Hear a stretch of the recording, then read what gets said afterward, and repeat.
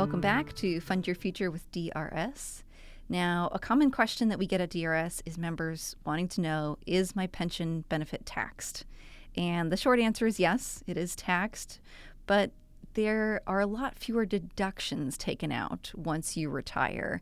And so we have Tevin here today who works at DRS to talk about what those deductions can be and how your retirement income could maybe even be a little bit more than what you would typically receive when you're working because there are fewer deductions taken out.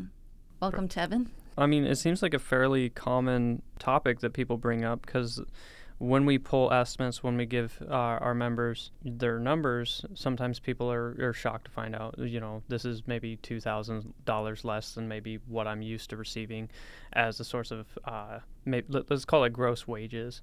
So this topic really came about when I spoke to it started out with one member, and then it turned into just multiple people who I've talked to over several months now at this point, and I felt like it was a good thing to maybe bring up. So the member who I talked to initially, they had 10% Teachers Retirement Plan 3 contribution, and then they also paid into DCP, which was like $200 or $300 a month. So looking at their pension plus what, other investments they might consider like a TAP annuity or something like that, the things that they were actually paying into was probably about $800 to $1,000, and then realizing you're not going to be paying into these things during retirement. These things are going to be paying you. So that's kind of where this came about, and just kind of thinking and doing a mental exercise. What are the things that maybe we pay into when we're working that we're not going to pay into when we're retired? And this is work to put a lot of people who are moving into retirement to put their concerns at ease, because when you're looking at a difference between, say, a $6,000 check and a $4,000 check, you could really be, maybe sweating a little bit, like, am I going to be able to make this work financially?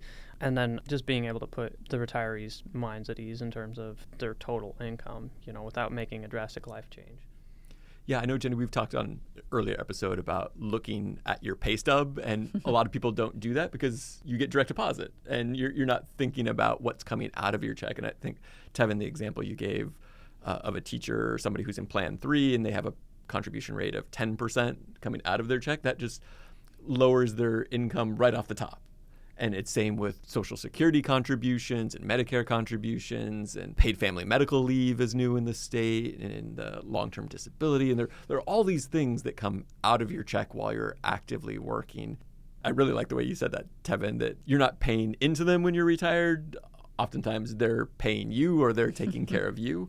Are there ways that you start that conversation with the customer who's a little bit nervous about the difference between what they're currently making and what they're seeing as, maybe they're using their online account and they're running a benefit estimate for themselves, and they're thinking, oh my gosh, I'm never going to be able to retire? Yeah, and this is it kind of turns into one of those, read the conversation kind of topics. But most of the time, it's like when you present somebody with an estimate, maybe they've been looking at it, for a couple months, 66 years old or something, working past 65.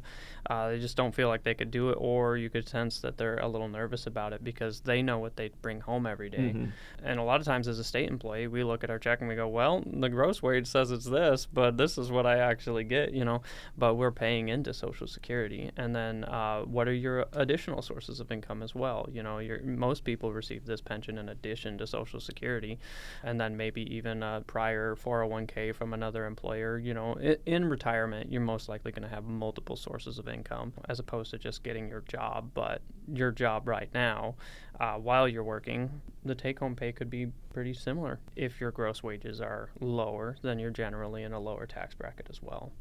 I know we've talked, Jenny, also about when people are actively working and they're thinking about trying to increase their income. And we've talked about side hustles or multiple income streams. And I think for a lot of us as public employees, that's not something that's really on our radar because we, Tevin, as you said, we have our job, we have our source of income that we rely upon.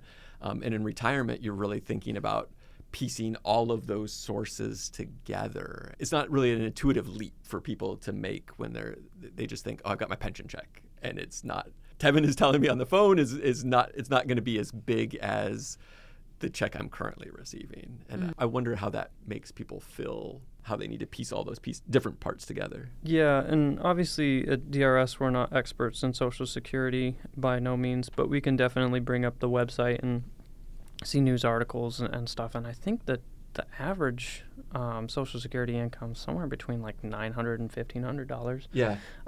So, depending on kind of where you land on that and your income and so on and so forth, we see pension checks that are, say, $2,000, $3,000, even less than what they receive, but their take-home pay after taxes, after deductions, everything else, actually your take-home pay could be higher. Or you might be looking at maybe $300 less a month or something like that, which, yeah, it's not great, but it's definitely not $2,000. Yeah, you're in a similar ballpark at least. Right. Plus, you've got other options. Maybe manipulating your income right now while you're working so that when you're retired, the difference between that isn't so substantial either. Tell me more about what you're thinking there. So you can contribute to DCP right now if you want to. Mm-hmm. So you can increase maybe your deductions and lower your take-home pay right now so that when you retire, say the difference is only $300 or something, for example, at that point, because now you've got your DCP in addition to your pension, in addition to Social Security.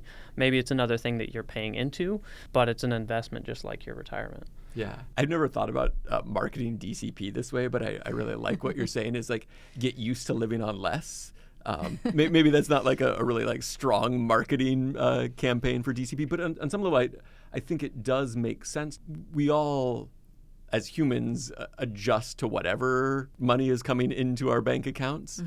We make decisions based on what money we see is available. And Tevin, part of what you're saying is that for a person who's approaching retirement, it helps you think about what your current income is, but then it can also add to your future income by putting money into your DCP now. You're going to have additional funds available later. Yeah, it could balance the scale or it could really flip it in your favor, depending on how much you put in DCP.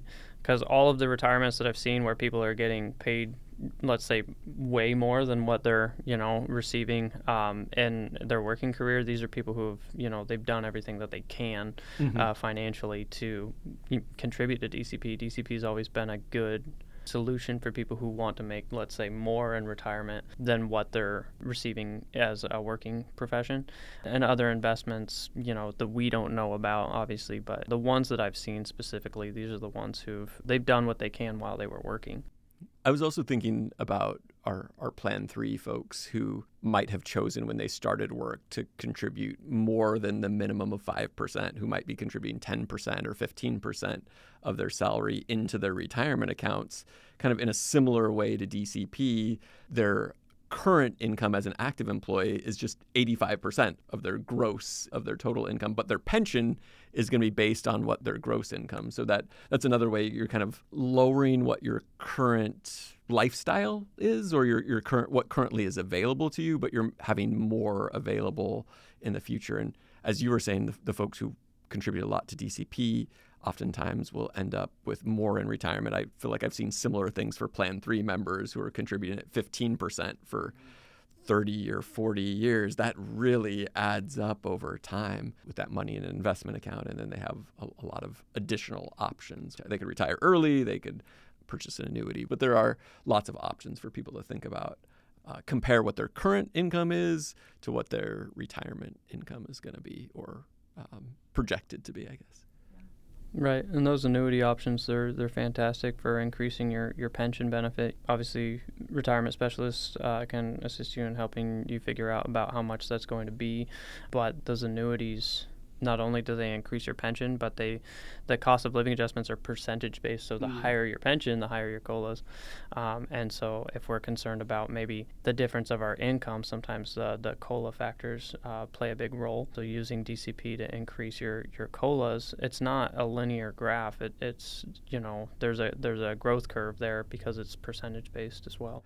That's a really good thing, I think, to talk about or consider. I think for a lot of folks who've had a long public career, they might have experienced time periods where they never got a raise, for multiple years in a row, or you get step increases based on longevity. But there are times where you might be maxed out and there's no general increase across the board for everybody. Whereas in retirement, you have additional COLA options with Social Security, with your annuities, with your pensions, which are all inflation-based. If you're worried about that, you have some additional backstops or resources in retirement. I like the idea of recommending that you do look at your paycheck, looking at all of the deductions that you pay into, especially if you've just received a DRS estimate that says this is approximately what your pension is going to be. There's a DRS page, it's called Deductions in Retirement, and it does show some common deductions such as Medicare, Social Security, maybe some medical premiums. Those will change in retirement. You need to consider maybe what tax bracket you'll be put in when you're in retirement, because if you're in the, let's say 22% tax bracket, you might move down to 12. It depends on your gross income between all sources, but it does show common things. You could look at your check. You can go, okay, I pay X amount of dollars into my, let's say, teacher's retirement system. I pay X amount of dollars into Social Security, pay X amount of dollars into Medicare. I pay X amount, you add all these things up, and that might be the defining factor in whether or not you're going to be able to do this. So, Tevin, when you get a call from a member who's concerned about retiring and how much they're going to be receiving in retirement, what's your main takeaway for them? Well, I never want to provide somebody with a false representation of what they're going to receive, because they're really relying on us to be honest with them, and so it's not about looking at them and saying, oh yeah, you could do this, absolutely. We're not here to get you, So if you're really thinking about, can I do this? If you're not ready, then it's a real consideration. We can't do the math for you because we can't see what all of your deductions are. But if you have a real conversation with somebody and say, this is some other things to consider, then we can shed some light on some topics that aren't generally discussed. And in a lot of ways, that's helping the person out, because you want to be real with them. You want to tell them like it is, because you don't want to be caught without a backup plan or anything like that if you're unprepared. Yeah, I feel like what I've really heard you say throughout the conversation is that it comes down to a math equation in a lot of ways, and you have to actually do the math and run the numbers and look at what you're currently taking home and what you need to replace. What are the different things within my budget that I need to make sure I'm paying, and how can I make adjustments now that'll help me for that in the future, but understanding what my current salary is and what my current take-home pay is, and which of those things I'm not going to have to pay in the future. It's encouraging to know what you're not going to have to pay when you're retired. Right, yeah.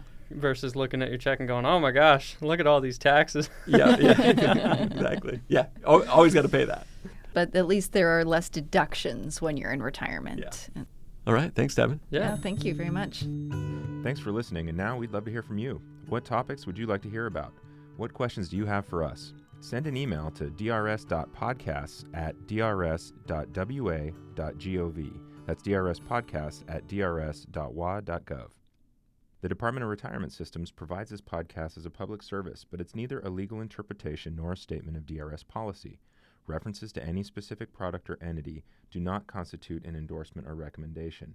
The views expressed by guests are their own, and their appearance on the program does not imply an endorsement of them or any entity they represent. Views and opinions expressed by DRS employees are those of the employees and do not necessarily reflect the view of DRS or any of its officials.